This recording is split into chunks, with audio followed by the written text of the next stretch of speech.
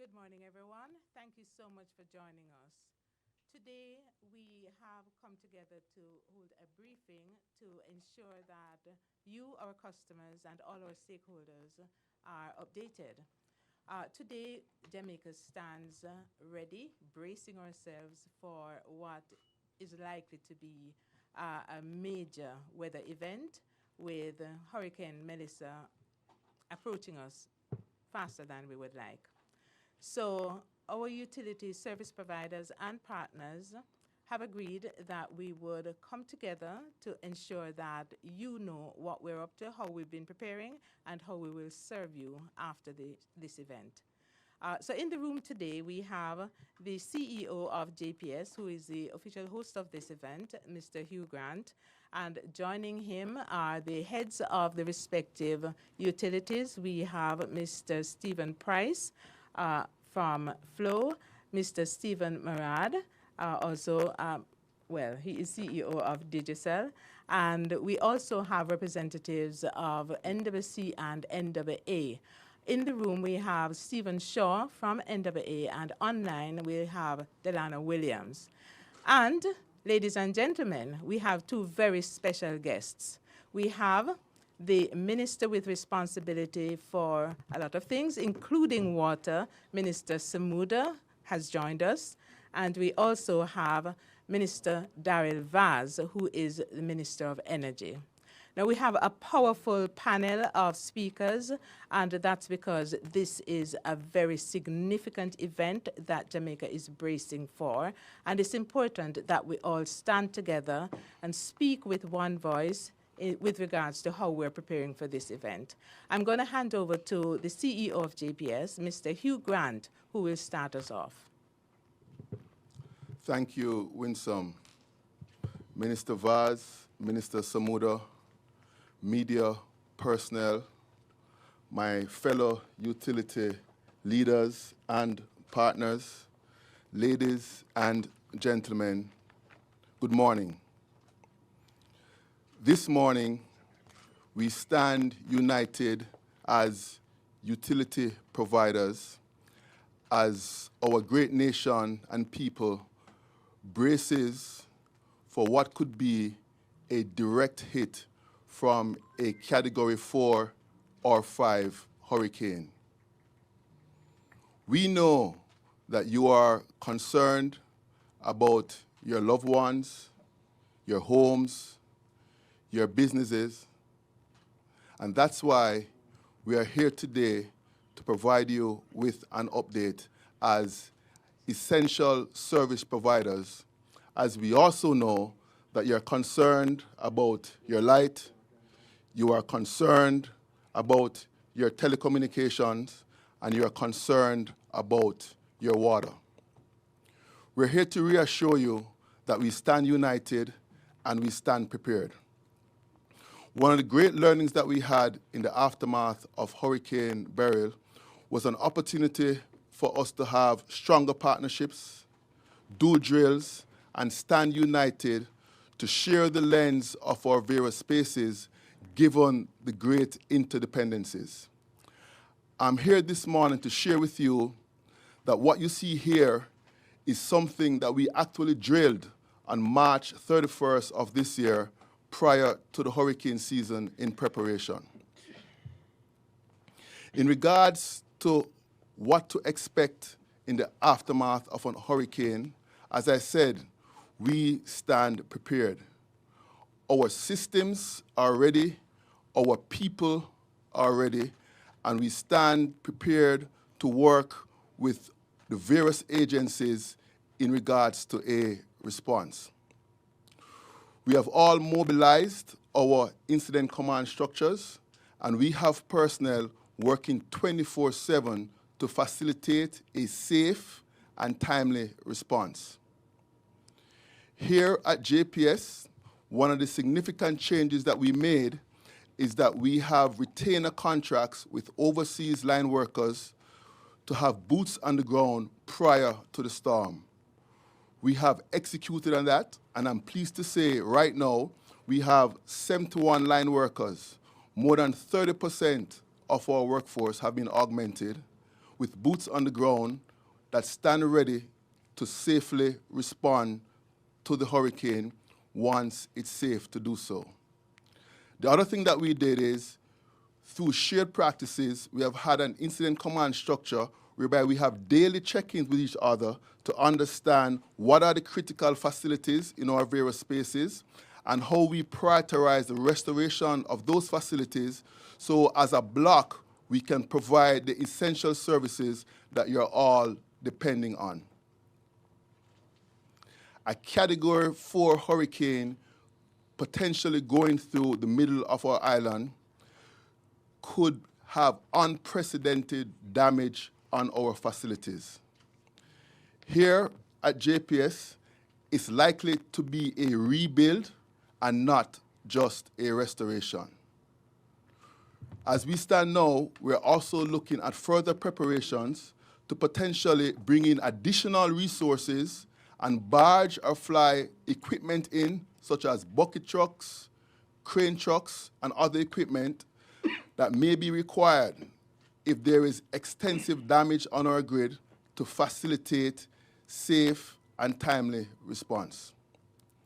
We understand what it means to not have our services. Many of our own personnel live within our service territory. We understand the critical nature and the inconvenience that could be caused. We, however, ask for your patience, and we reassure you that we will stand united to provide you with updates as we execute on our response plans based on our heightened level of preparedness, and as we stand in strong partnerships with our government agencies and others to facilitate our response. I will say, let us ensure that we stay informed and we stay connected through the proper and official communication channels. For JPS, we have the JPS app, the JPS mobile app. We have JPS online. You can also call 888-CALL-JPS and reference the other channels. Together, we will get through this safely as we continue to share the lens in our various spaces, leverage all that we have done in infrastructure. Here at JPS, we have done a lot in terms of our infrastructure upgrades. We have not only rolled out smart meters 100% across the system, but however, we have installed smart devices on our systems that would help to minimize outage durations, and in some cases for critical loads such as hospitals and telecommunications to transfer over to alternate supplies in order to maintain supply. I'll just share one quick thing before we close. An example coming out of one of our drills is that we learned here at JPS that the National Water Commission has loading bays whereby they are prepared to have potable water out to the communities if pumps are down. Those loading bays require power. So we now have that on our radar as one of our critical sites that we will prioritize in terms of our restoration to ensure that water can also get to you. Thank you for listening. Be safe, be well, and be reassured that we stand united, we stand aligned, we stand as strong partners to ensure that to the best of our abilities, we'll provide you with our essential services during these unprecedented storms within the likelihood of significant impact. Thank you very much, everyone. Thank you very much, Hugh. I will now ask Mr. Stephen Price, Vice President and General Manager for Flow, to speak. Okay, good morning, Jamaica. I really want to say a special thank you to Sir Grant and his JPS team for really inviting us and giving us the opportunity to speak today. I think this collaboration really exemplifies the kind of unified response that really strengthens our national resilience right across the board and right across the country in the face of catastrophic, what we believe, Hurricane Melissa.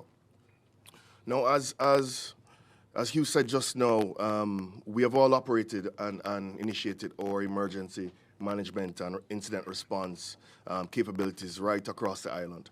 Our people are staged right across the length and breadth of the country at our key facility sites.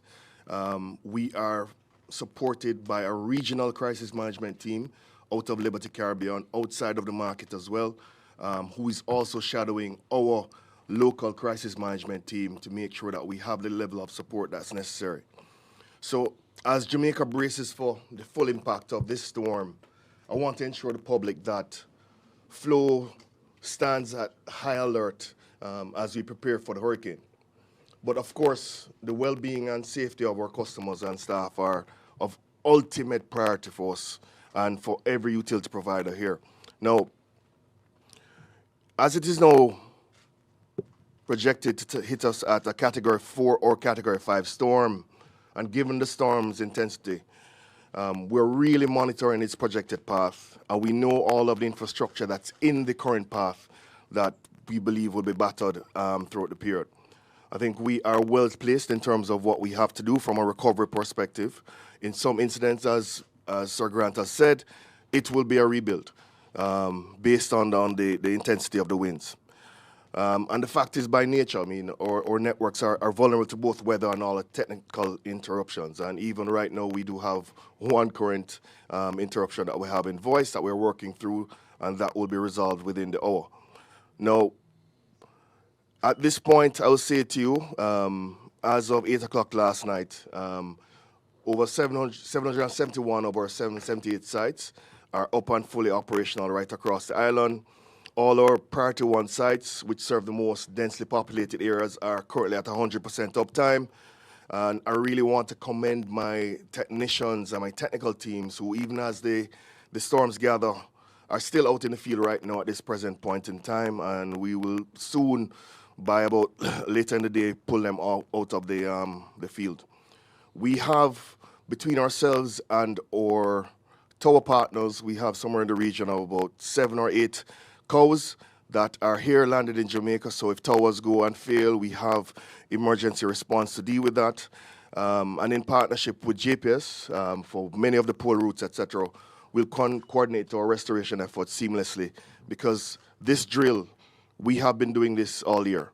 We have been working with them in terms of how do we respond, how do we operate. On the backup power side, 61% of our sites have alternative power in terms of solar or generators.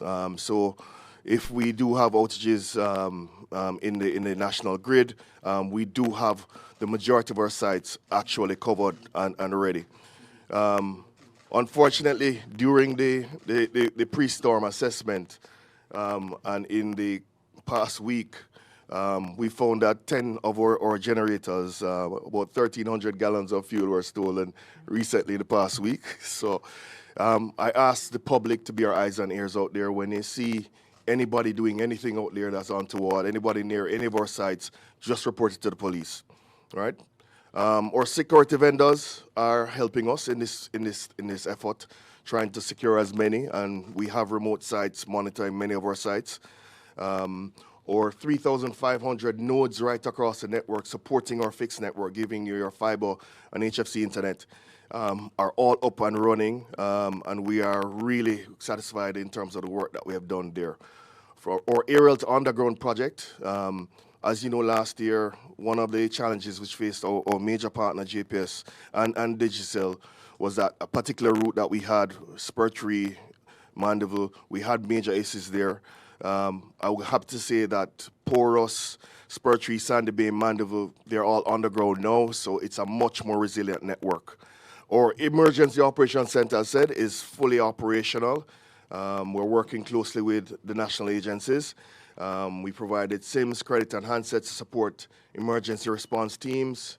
And our emergency lines are open 24/7 at our Emergency Operations Center. And those numbers are 876-929-9834 and 876-929-9837. Our technical teams are positioned strategically right across the island at our major sites. And as soon as we have the all clear from ODPEM, we will start the process of heading out into the field. And that's very important. I know Sir Grant didn't say it just now. As soon as the all clear is given, that's when we can go out there to make sure that we start the assessment. And the initial assessment usually takes somewhere in the region about 36, 48 hours to go through to make sure we understand. Even while that is going on, however, we will try to do as many of the quick wins as possible. We have technicians staged in Panama, over 30 that we're working through. Those will assist us in terms of as soon as the all clear is given, airports are open, they will fly in with equipment and tools to support our teams here to make sure that we are operating. And obviously, we all have our prioritizations, matrices in terms of who we serve, who we hit first. Health, security, government, or major partners themselves. Obviously, the financial industry, those things are high priorities for us as we go through, and we all have those bedded down and planned in our emergency response. I want to say what we commit to, and this is one step in that direction, is communicating at all times with you. We will be transparent, we'll be open, we'll let you know what's happening, and we will over-communicate in times. What we'll also say is that we understand the importance that connectivity plays in our life. It's not lost on us, it's not lost on any of the providers here. And we've made significant investments in infrastructure, trained our teams, built strong partnerships, and we are ready for the response, I will say. But please keep safe. No venturing out into the streets to sightsee. Please, this is a Category 4 storm. We want everybody to be here when it's done. When Flight Jamaica lands at the end of the storm, we want all souls to be accounted for. Please, nothing silly. We want to make sure that everybody is back with us on the other side. Thank you very much. Thank you very much. We'll now have Stephen Marad, CEO of Digicel. Morning, Minister Vaz. Morning, Minister Samuda. Thank you for coming today. And more importantly, good morning, Jamaica. Digicel Jamaica stands firmly with all of its customers, but most importantly, now is not the time to have any divide. We stand as a uniform utility providers. There's Stephen, Hugh, and obviously Stephen's here as well, and Delano's online as well. But now is not the time for any commercial differences. Now is the time that we stand united. We would have said exactly the same post-Hurricane Beryl. Like all of us, I think we've learned a lesson.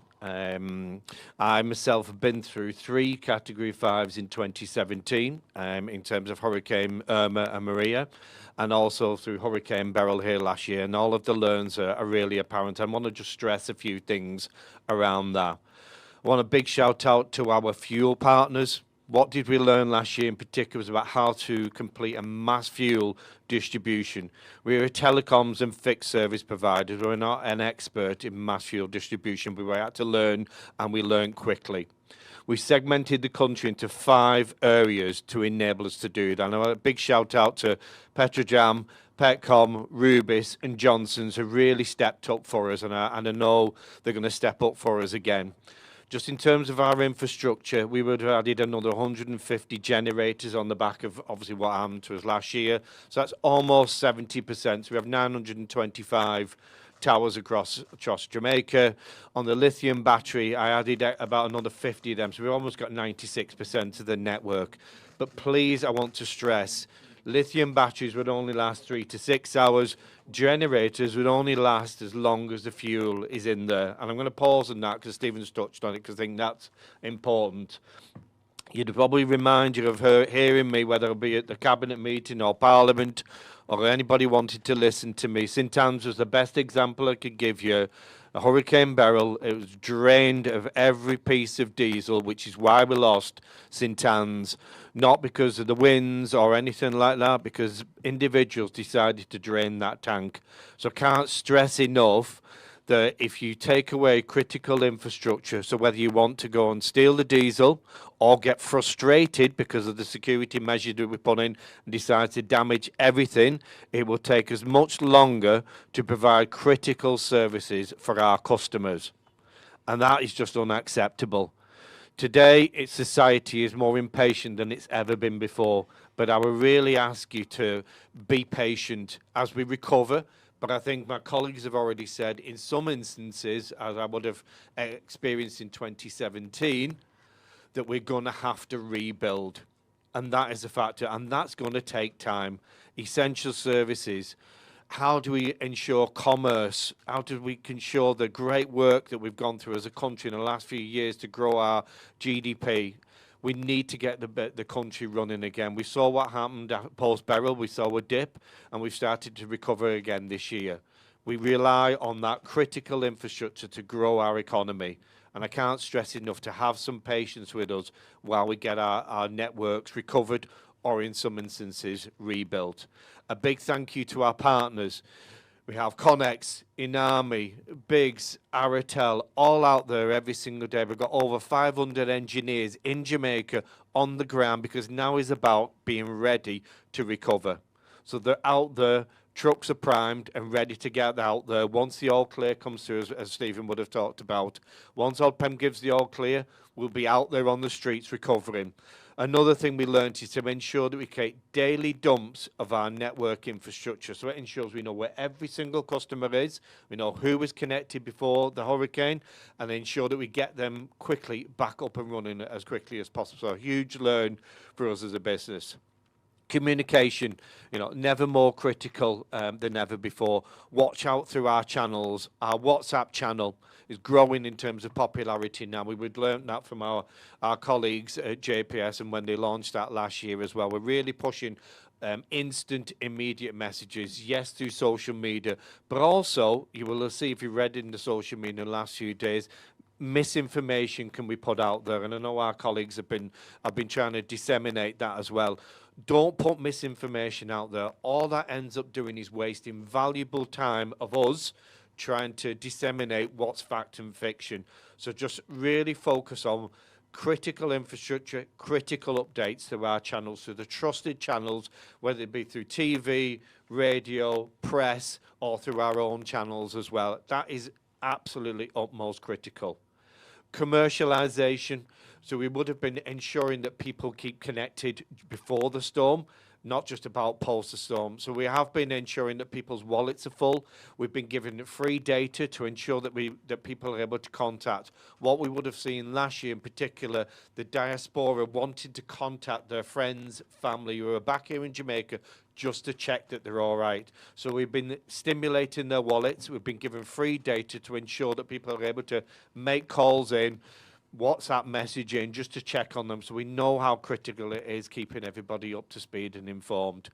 Our data centre, so we have the only Tier 3 data centre here in Jamaica, which houses most of our government's infrastructure, financial banks and services. That's all locked and secured, and all the preps and the fuel is in there as well. So as and when that needs to be recovered from government critical infrastructure, we're ready to ensure that they're back up and running as well. And that includes places like the airports, and I saw Minister talk about the airports this morning as well. So ensuring all of those are working as is.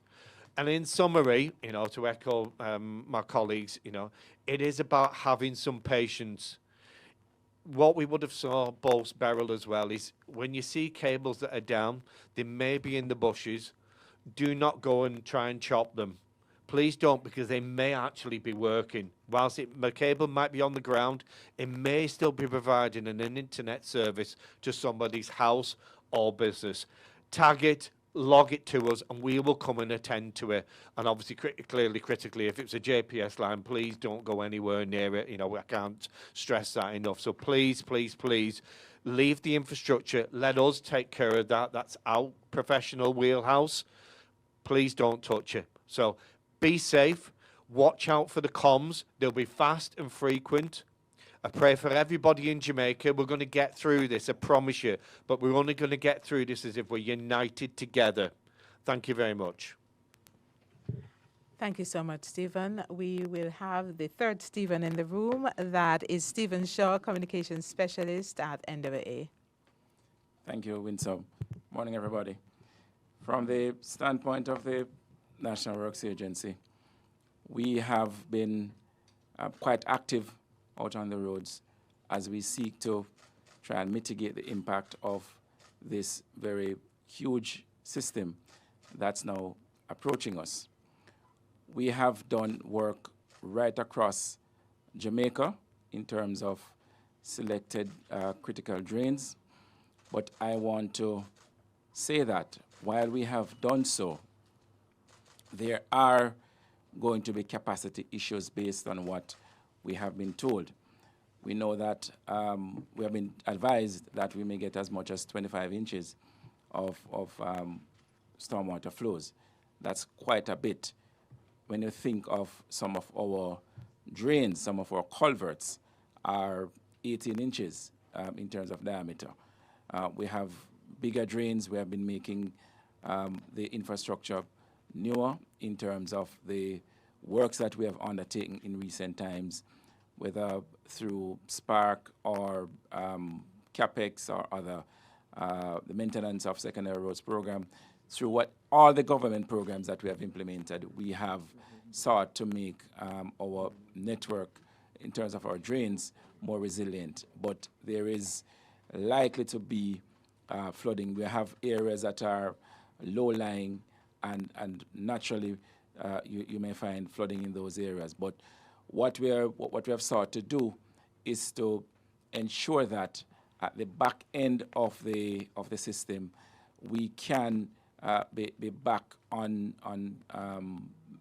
in business as quickly as possible. So what does that mean? It means, therefore, that where a corridor might have been impassable for 3 days, it may only be impassable for half of a day because of the nature of the work that we have done. We have built a number of new structures, new systems, and we hope that they'll help us to mitigate the impact of this system. Now, that's on the case on the side of flooding. There's likely to be down trees, and with that sometimes come down power lines, JPSCO flow, and so on. They may very well be impacted, and so the utilities depend on us. We have been mobilized.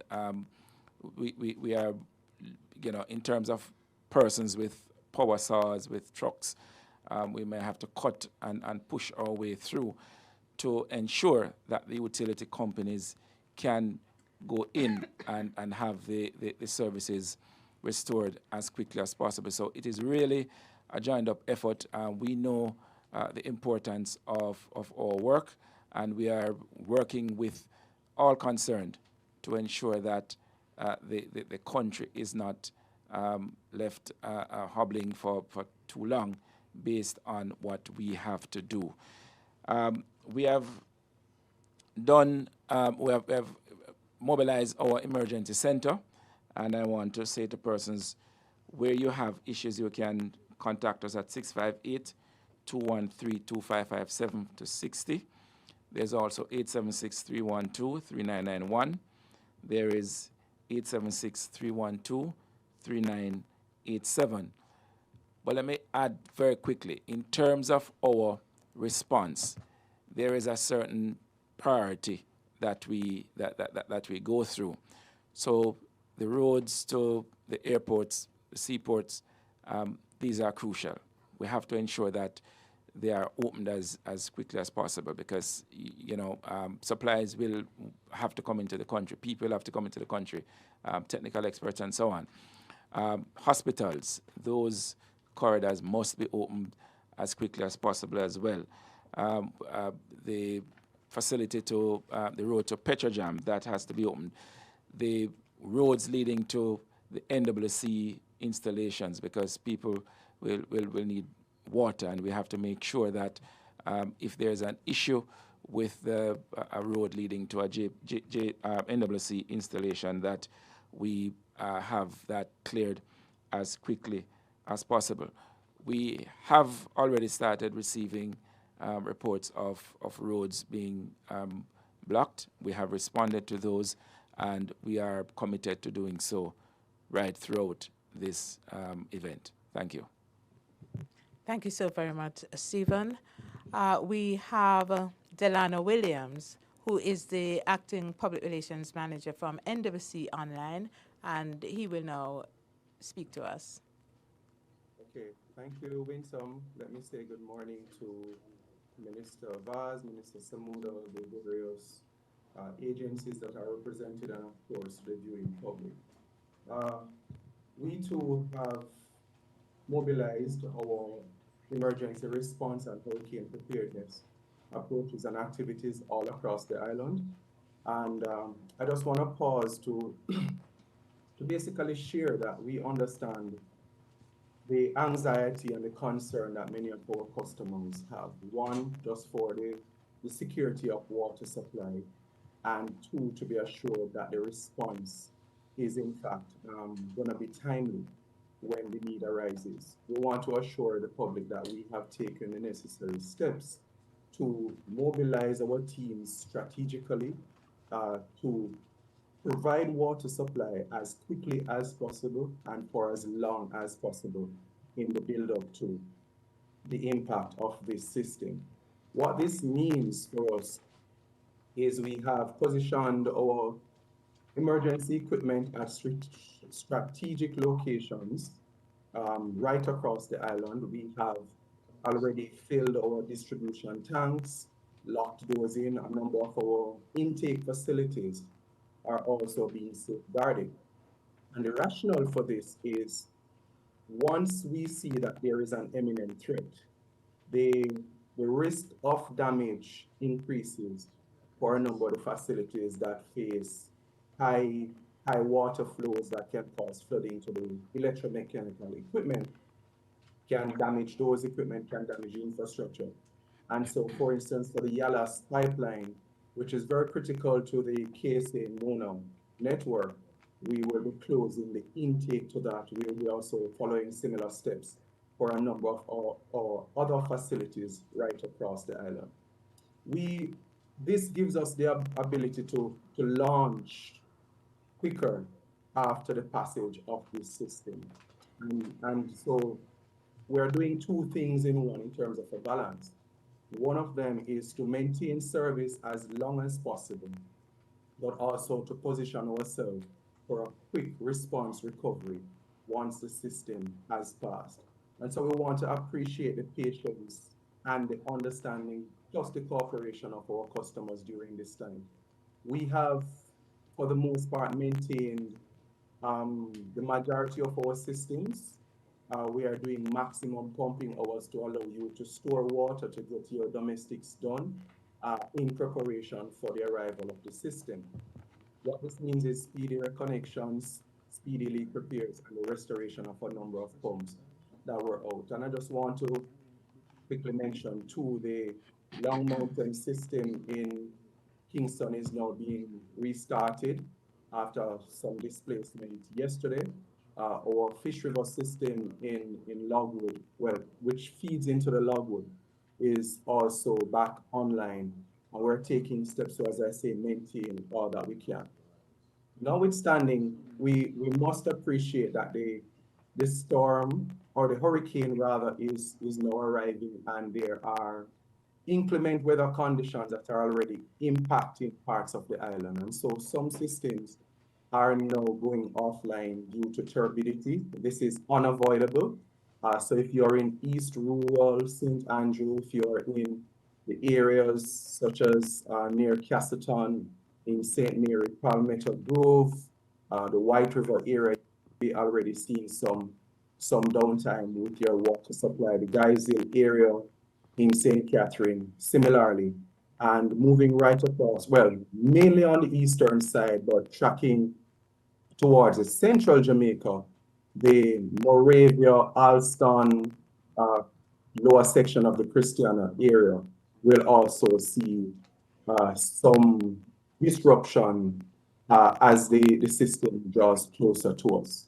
What we want you to appreciate, though, is again the restoration time protocols that we have established. We will commence our damage assessment immediately after we receive the all clear, having the system pass us. We are prioritizing our major systems in the numerous town centers, and this is simply because we want to ensure that essential services, the hospitals and so on, continue to remain supplied. Over the last 2 days, we would have targeted the expansion of additional storage at the KPH hospital and also the hospital in Morant Bay St. Thomas, and those have added over 250,000 gallons of water in storage to their existing capacity. Our field teams, as I said, are quite positioned and ready to move, and our collaboration, given our dependence on, well, there is no silo in this undertaking. And so, as you would have heard from the previous presentations, we have been in dialogue as utilities, working closely, maintaining conversations, even outside of the public sphere, to ensure that we are ready, we are understanding what is priority for each utility in our partnerships and how best we can respond when the need arises. Let me just pause again to just talk about the safety. The safety of you, our customers, is important. And so we're going to take it from two levels. One is we are going to mobilize our teams once it is safe to do so. So for you, it means you have to have, as customers, some amount of redundancy in your water. So I'm hoping you would have stored water for at least 7 days, at a mere minimum 3 to 5 days.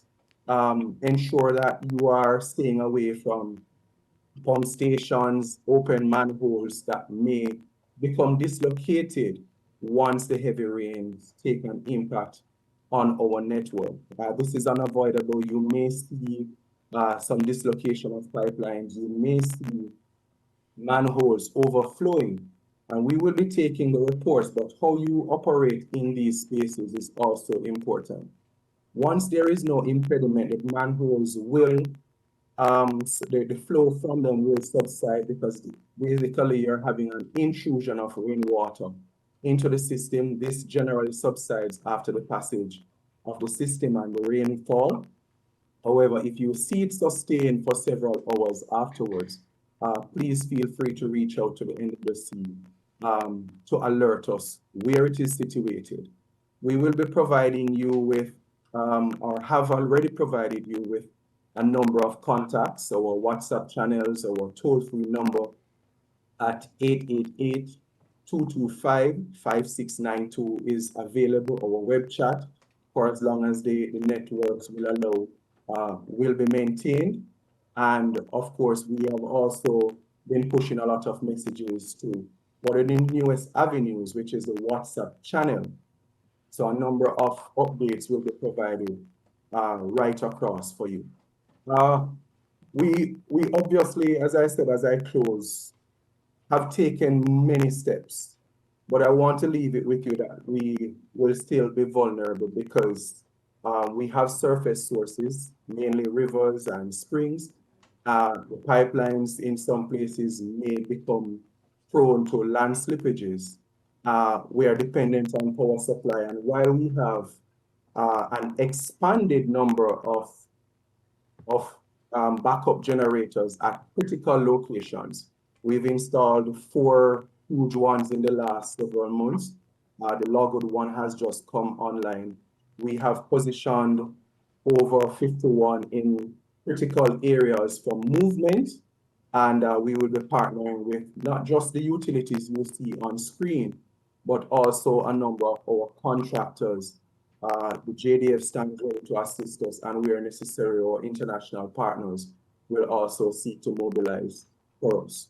So we're taking the system very seriously, but we also want you to appreciate that we're taking water supply to you even more seriously, and all the steps that we can possibly take will be implemented and carried out in a safe manner. We're wishing Jamaica at this time our absolute prayers. Our teams are ready, and we want you to be ready as well as we partner through this very, very difficult time. God bless you and take care. Thank you so very much, Delano. Ladies and gentlemen, you see, there are clearly a lot of interdependencies among the utilities and our partnering agencies.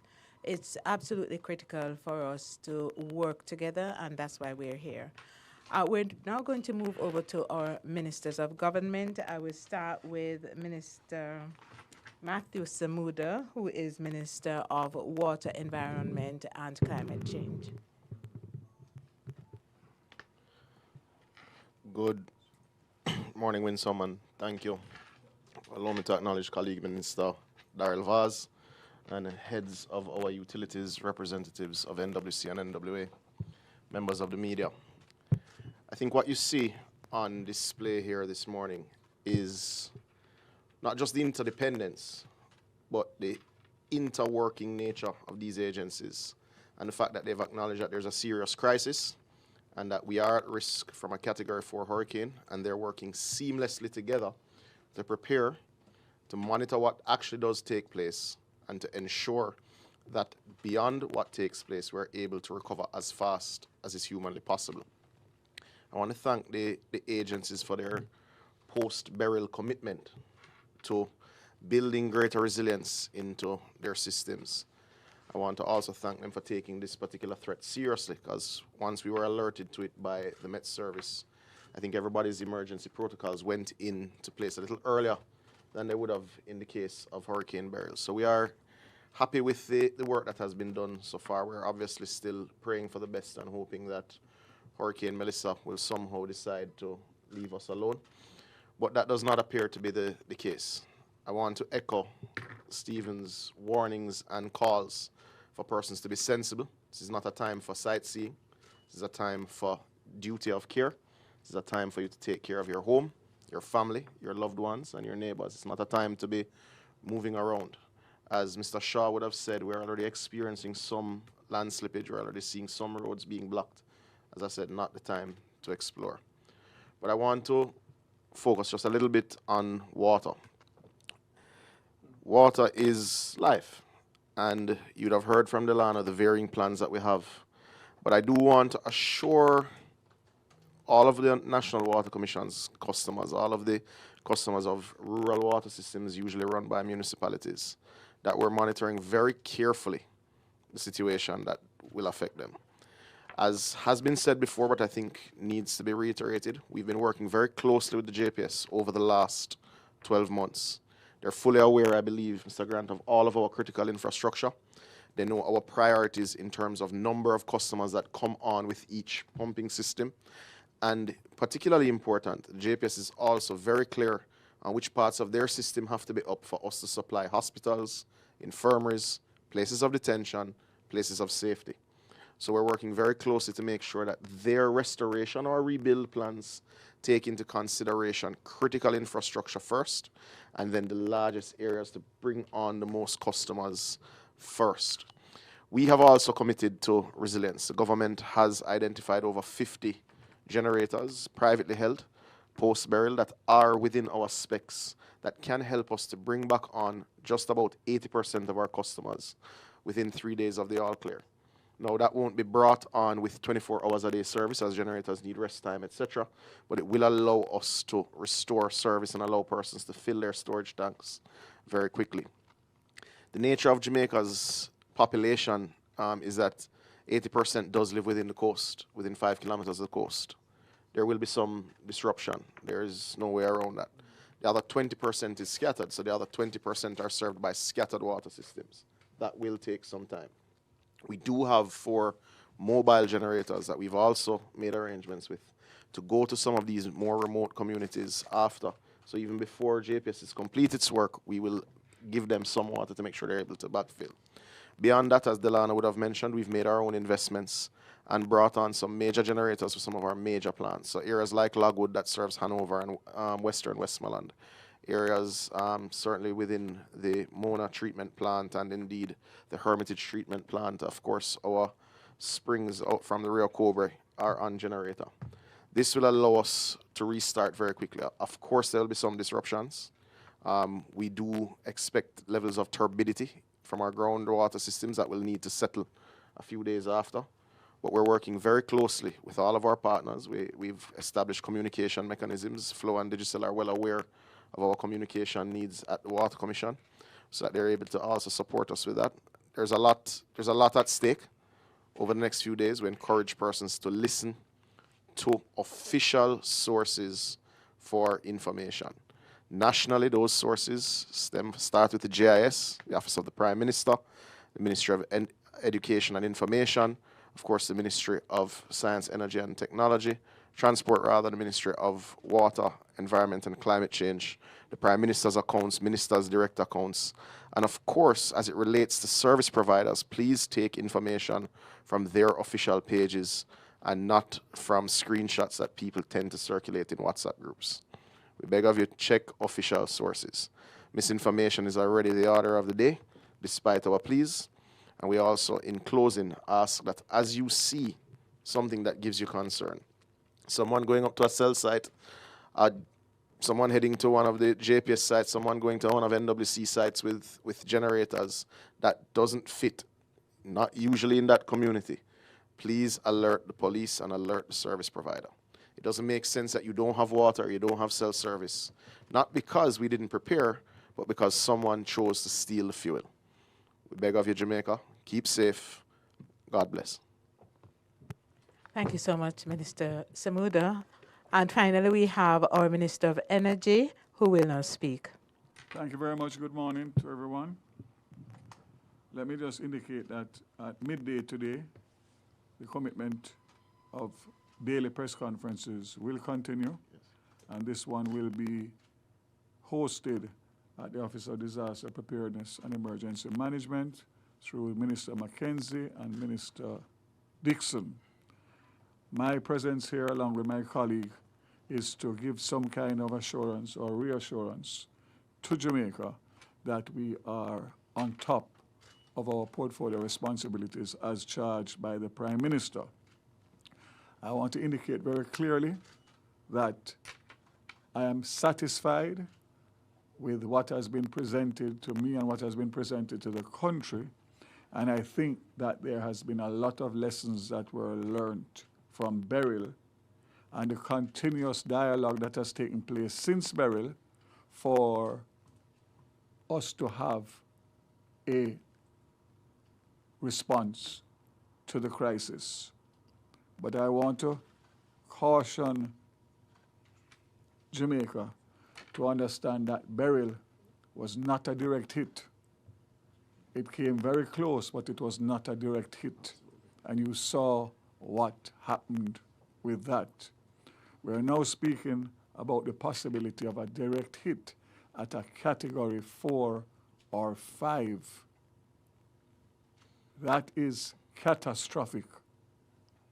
And therefore I want Jamaica to understand that the level of damage is possibly going to be much, much worse than Beryl. So that takes me to the point of the plan is all well and good. It is the execution of the plan after the event that is going to be critical. So everything on paper is always easy to write and easy to speak about.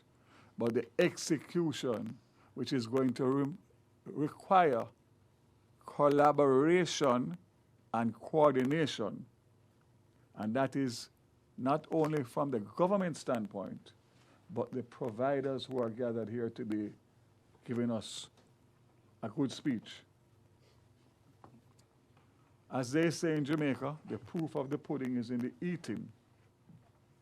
And I think by now, all of you at this table would know that I'm a hard taskmaster, especially when it comes to protecting and representing the people of Jamaica. In this situation, there is no P. We are all one Jamaica. And if we don't work together as one family, one Jamaican family, then we will not get the desired results in the timelines that we are going to need. Electricity and water are the two most critical components in a recovery from a disaster. And my presence here again, and Mr. Samuda, is to reassure that I'm not leaving it to the providers, JPS and the telcos. We are going to be on top of it, representing you, the Jamaican people, every step of the way. From now, during the weather event, and most importantly, after the weather event. I am happy with the plans that have been outlined, especially the contingency plans to bring equipment and personnel into Jamaica as quickly as possible, because there's no doubt that that is going to be required based on the projections. I will save other portfolio responsibilities for the government press briefing at 12 o'clock, which will be obviously carried widely and live. But again, I just want to say and reiterate what has been said before in relation to making it as easy as possible. Everybody in every community must look out for their brothers and sisters, but most importantly, they must look out for those who want to set us back by greed or whatever other reason with interfering with government property or the telcos or JPS's property. So the 20 gallons of diesel that they steal for whatever reason is 20 gallons less that will be able to be used for you in your community to provide cellular service, electricity, or whatever else it is.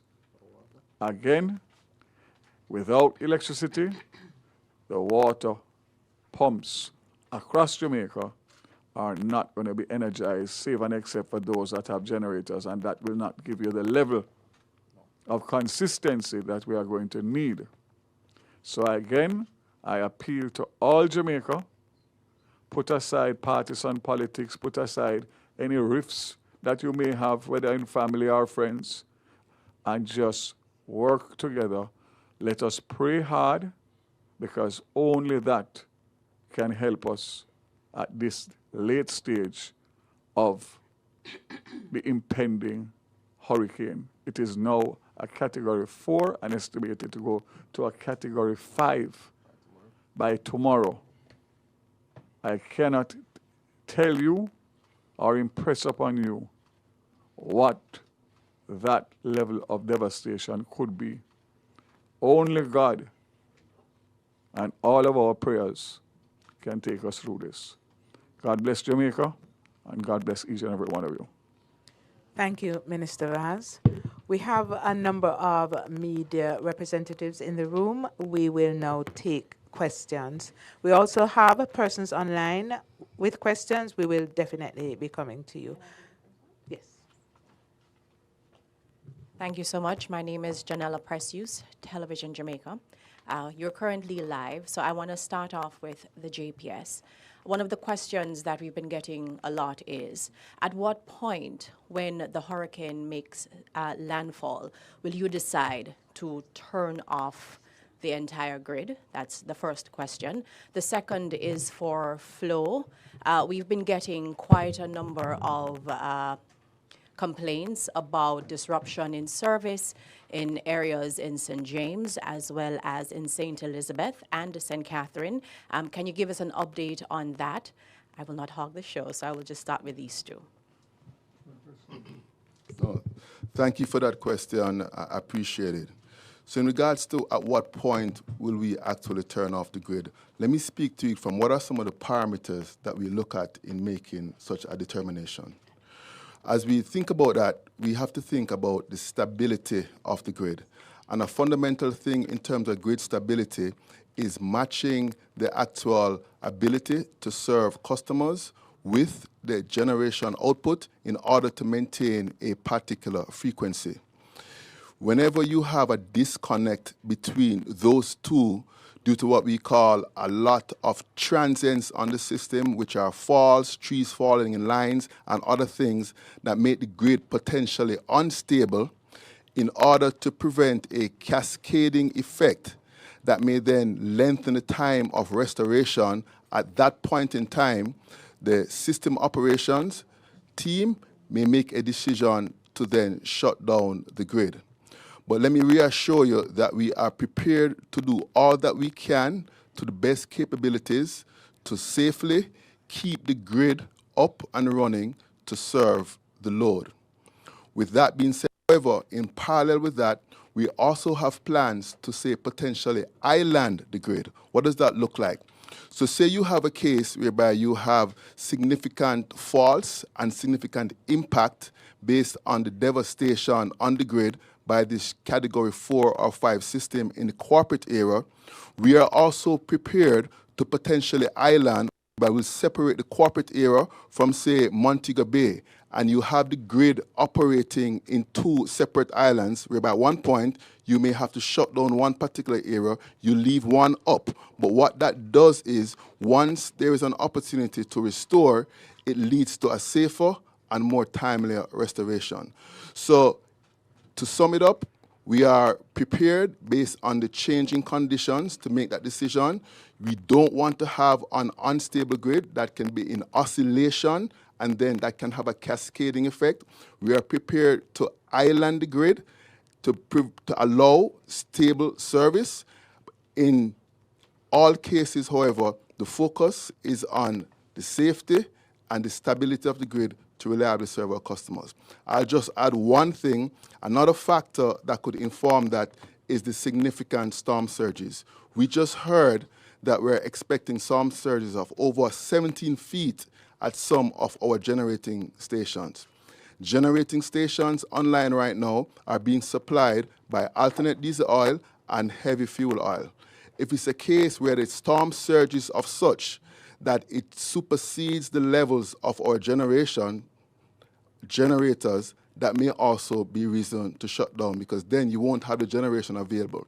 We have taken significant steps in items such as mobile high-velocity pumps, sandbags, ensure drains are cleared to facilitate our generating stations being online. Right now, to give you a feel of our generation mix, we are, in terms of renewables, we are curtailed more than 99%. So of the 150 megawatts of renewables that we have on our system, 100 megawatt wind, 50 megawatt solar, we're only getting approximately 1 megawatt due to cloud cover and due to the need to lock out wind turbines for safety reasons. So we can't depend on renewables right now.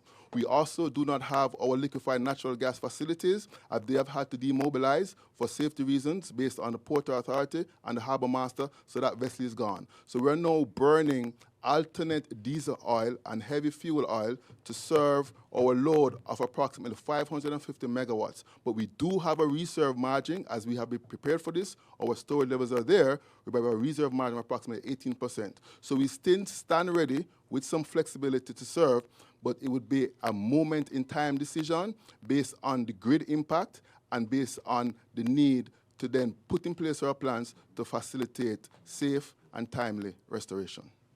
Hope that answered your question. Yes. Thank you, General. We are aware that some of our customers are having the mobile voice issues. I'm currently on the network. The problem occurred somewhere around 7 a.m. this morning. Our teams are on the matter right now. They are working through to make sure. But be rest assured that we will have this up in the next couple of hours. We're working, mobile data is fully active and running and working, WhatsApp, all those things, monitoring all the websites, etc., and all the updates, those are working correctly. But this is affecting some of our customers, so we're working on that. But even as I speak here this morning, I just want to show you something. I don't know if anybody can see this. This is Red Hills Road, Cashepack, where, for instance, vandals this morning went in and stole cables right along Red Hills Road from Cashepack all the way up.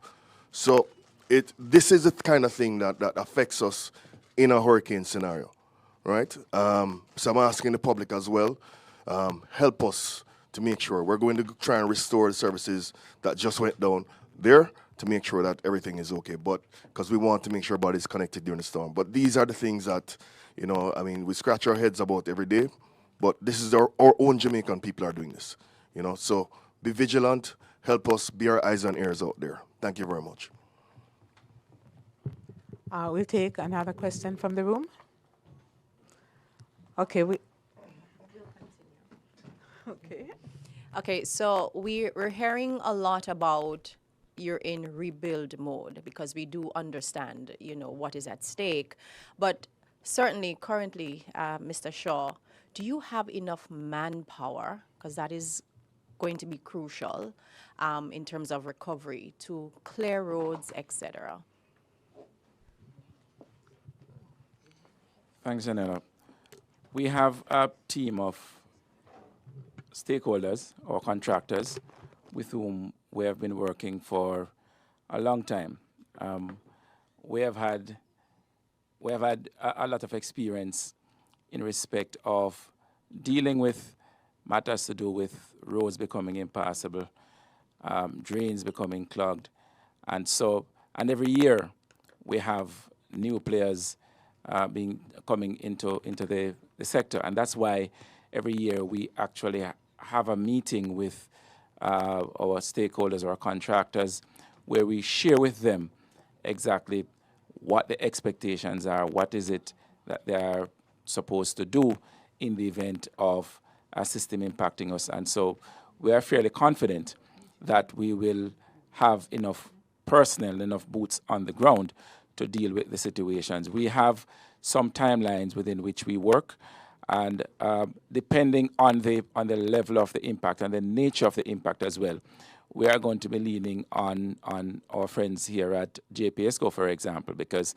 if it's a situation where there are a lot of fallen trees, they have a system in place where they go out and they cut trees that are endangering power lines and so on. So we may very well be working together as it relates to treating with some of these matters. So we are fairly confident that we'll be able to respond in a fairly good way.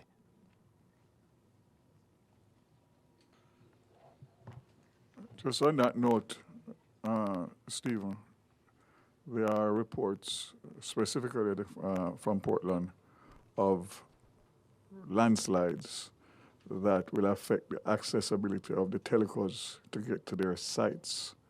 It is imperative that be dealt with today prior to the weather event, because once that comes, obviously we won't. So I just say that I think coming out of this meeting, a report should be generated by the telcos in relation to any roads accessibility that they have that would need to be treated with as a matter of urgency, and that would have to be dealt with as a priority before the weather event. I've gotten reports in Portland. I'm sure other parishes have the same problem, but I guess you would get those reports directly through your phone lines, etc. Sorry, so what exactly is the situation in Portland, just for clarity? There's one or two landslides in the Buff Bay Valley, which is from Buff Bay that takes you all the way back to Newcastle, which is one road, one access in and one access out. And there's cell sites along that stretch that would be impacted in terms of accessibility, not to mention, obviously, access to shelters, etc., etc. So I'm just raising that since we are all here, and prior to leaving, we should be in a position to indicate across Jamaica which roads are creating access problems for the telcos or GPS. Are you aware of those particular landslides and what, if anything, is being done about it? Well, there's a response through the local NWA parish office, which would have the protocols established for disasters. So I'm hopeful that those would have been action already. If not, obviously, will be action now. But I'm not limited it to Portland. I'm saying across the island, based on weather that we have had over the last few days, there would be other situations such as this that would need to be prioritized as critical in terms of the preparations for the impending weather event. Follow up to you, Mr. Shaw. Where else right now specifically are you aware of landslides or land slippages right now? Just the areas mentioned by Minister Vaz just now. Our team in the Operation Center, they are monitoring the situations. I know we had trees impacting roads in St. Anne and in St. Thomas. And so the area that Minister Vaz spoke about just now, Gio, is one that is highly susceptible to landslides. And we will have to continue to monitor that area. I want to also say that we will respond to each and every situation as long as it is safe for the team or the teams on the ground so to do. we have to ensure that we monitor the situations and respond accordingly, because if the system, in the height of the system, I don't think we'll be able to go out into any area to try and clear blockage or anything like that. But certainly, once it is safe for us to respond, we will. And the areas that Minister Vaz had spoken about, crucial. There's a school in this space as well that is a potential shelter. We have to treat with those areas and treat with them like now. You know, I'm just thinking aloud. Stephen, you mentioned the vandalism that has started already. And I'm thinking that maybe what we need to do is have a specific hotline to report vandalism, coordinated with the police and the telcos and JPS. So discuss that with me after the press conference. I think that we need to be activated like now, because it's going to happen. Yeah. There's no ifs, ands, or buts about it. Follow for you as well, Flo. The issues that people are experiencing now with service and network, is that connected or related to the vandalism that I mentioned? No, it's not related to that vandalism. It's a technology challenge that we're having right now. We hope to get it up in 2 hours. So it's not all our base. It's some of our base. But it will definitely be up and running, because we don't want anybody to be out of contact during the storm. Yeah. And for Digicel, any reports of vandalism? Not this morning. Minister Vaz, Arthur Hall from the Jamaica Observer. Have you started discussions with the JPS to release them from their guaranteed standards as Melissa approaches? I've had discussions with the president, informal discussions just during the last couple of hours. The government is prepared to do whatever it needs to do to facilitate the quickest restoration of JPS and the telcos. We stand committed. Whatever has to be done will be done, and we will treat this with the urgency that needs to be based on the fact that this is a disaster, and in disaster, you have to act quickly to be able to respond. So you have that commitment. The people of Jamaica have that commitment that whatever it is needed to legally deal with the issues in terms of force majeure, etc., will be dealt with this. My pen has a lot of ink. Thank you so very much. I think we have some questions from our online participants. Audrey, would you? Sure. So this is from YouTube, and it's for both Digicel and Flo. The person wants to know, if I have a generator and power goes, will I still have internet/cable?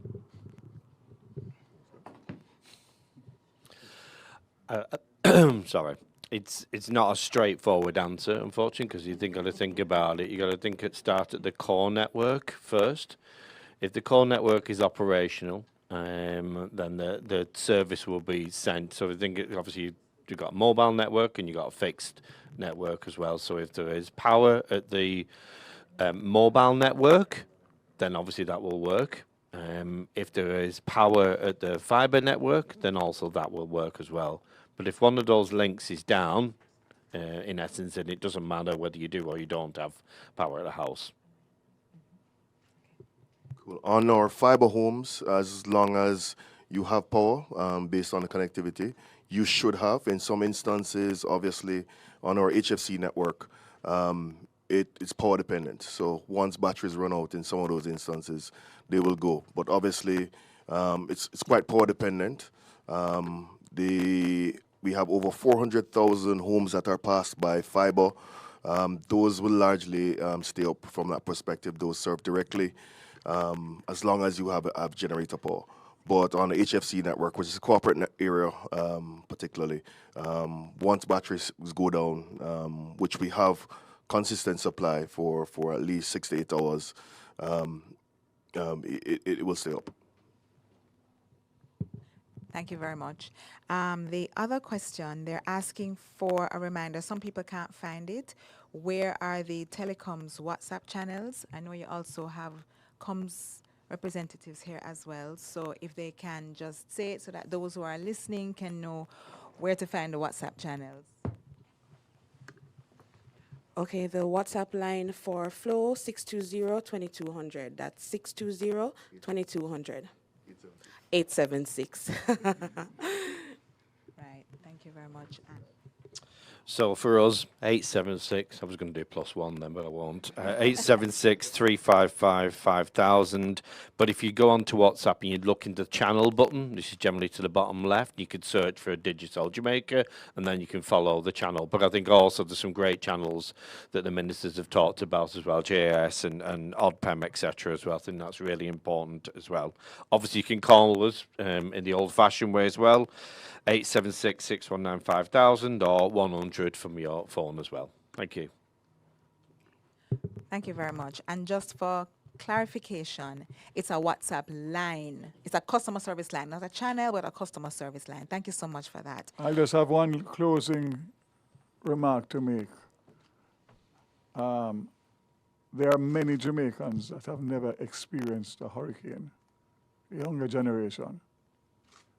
The last major hurricane of this magnitude was Gilbert 37 years ago. So you have a large population that has never experienced a category 4 or 5.